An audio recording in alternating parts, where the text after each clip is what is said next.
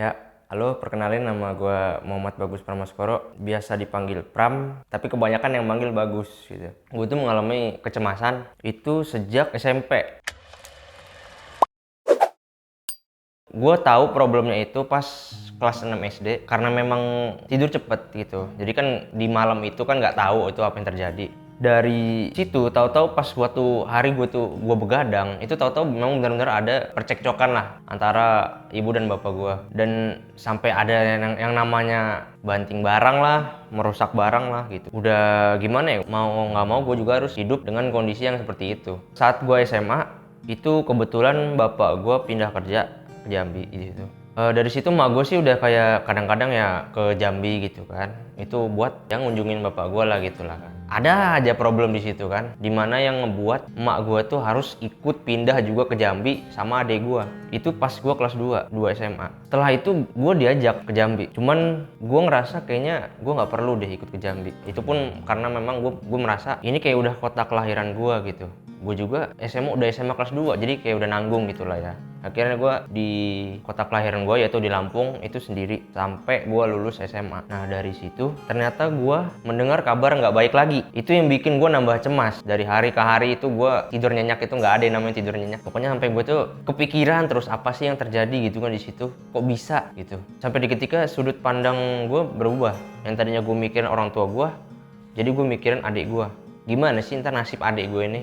Itu yang lebih gue khawatirin sampai sekarang gitu. Sampai dimana banyak lah kabar-kabar yang buruk, yang nggak mengenakan lah kalau didengar gitu kan, untuk di kalangan remaja pas SMA gitulah ya. Yang mau nggak mau gue harus terima, mau nggak mau juga ya udah, karena itu udah terjadi, mau diapain lagi. Gue di Lampung, dia di Jambi, gue mau ngapain lagi, gue nggak bisa apa-apa. Apalagi orang tua gue udah ngomong untuk nggak terlalu ikut campur gitu. Ya udah akhirnya jadi katanya fokus aja untuk sekolah. Ya udah, gue fokus untuk sekolah, ngehidupin hidup gue yang sendirian tuh di sekolah di Lampung maksudnya. Jadi di Lampung itu kan gue udah dapet tuh teman-teman, sahabat-sahabat gue yang sampai sekarang emang masih bertahan dan masih emang sohib banget lah gitu. Dan di saat itu pun gue dapet seorang support system atau pacar lah bisa dibilang gitu. Karena gue ini emang kalau gimana ya udah, kalau udah jatuh hati ya udah gitu. Jadi gue sembarang ya udah nerima aja gitu kan. Gue lakuin lah apa yang dia pengen. Itu pun karena gue kesepian. Sampai di saat gue tuh udah hampir kayak ngelupain teman-teman gue. Dan di saat itu dia pun orangnya keras banget. Dia udah kalau mau dibilang tuh keras banget lah gitu.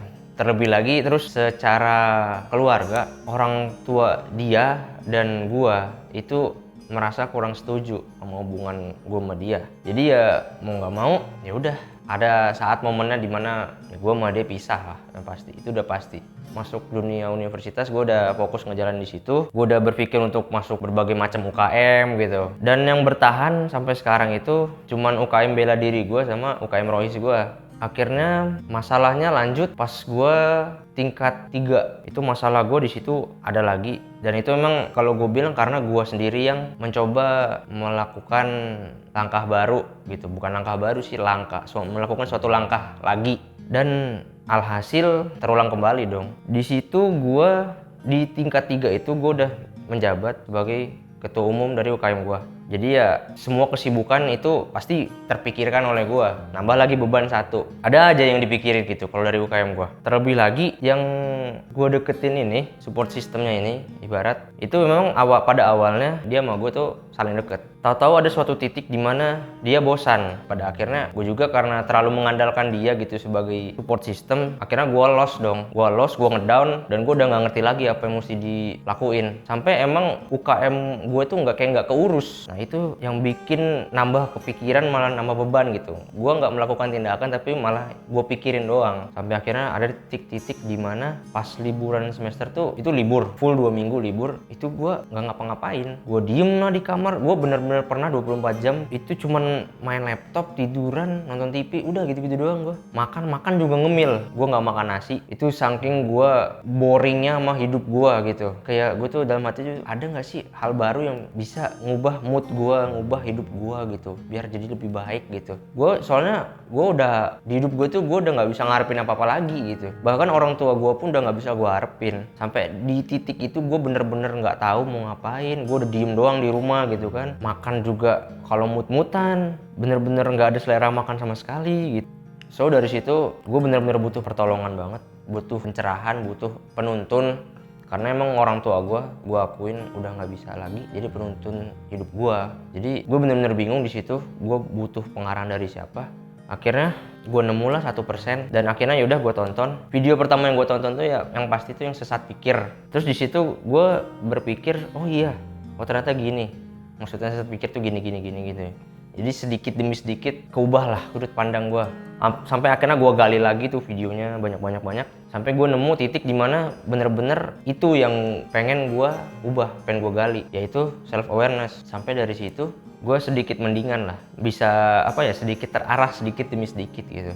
Dari 1% ini nggak cuma ngasih informasi lewat YouTube, tapi ternyata ada juga kelas mentoring. Terus akhirnya gue mencoba ikut mentoring di 1%. Pas gue di sesi mentoring itu gue udah ngeluarin keluh kesah gue semua gitu, karena gue butuh pertolongan banget untuk mental gue gitu, agar lebih terbangun lagi. Dari situ lebih banyak ngebuka pikiran kita gitu, dengan nanya berbagai macam hal gitu. Dia nanya, apa sih yang udah lo lakuin, apa sih yang mau lo lakuin. Cuman dengan nanya gitu doang, tahu-tahu ya gitu langsung berpikir gitu, iya apa sih yang gue lakuin gitu, apa sih yang udah gue lakuin, apa sih yang mau gue lakuin.